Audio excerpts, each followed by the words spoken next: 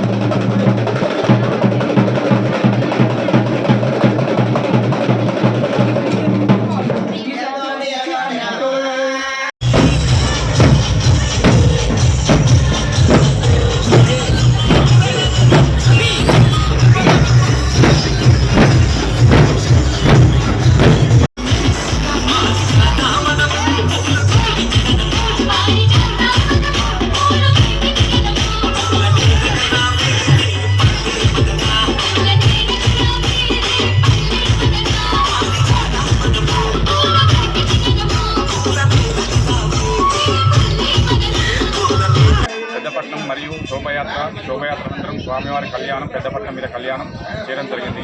ఈ యొక్క దేవాలయం యొక్క చరిత్ర గత 600 సంవత్సరాల నుండి మా ఎలబైన వంశస్థులచే పూజలు అందుకుంటున్న శ్రీ పర్వతాల మల్లికార్జున స్వామివారికి 600 సంవత్సరాల చరిత్ర ఉన్నది.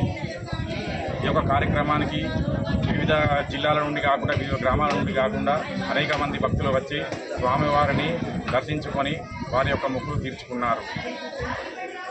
ఈ యొక్క కార్యక్రమానికి ముఖ్య అతిథులుగా గౌరవ శ్రీ దుద్దిల్ల శ్రీనిబాబు గారు, సందవేన మహేందర్ యాదవ్ గారు, కావడి సతీష్ యాదవ్ గారు, మేకల శ్రీధర్ యాదవ్ గారు, లైఫ్ హాస్పిటల్ డాక్టర్ సాయిచంద్ గారు, గౌరవనీయులు వివిధ గ్రామాల నుండి అనేక మంది ఈ యొక్క కార్యక్రమానికి హాజరైనారు.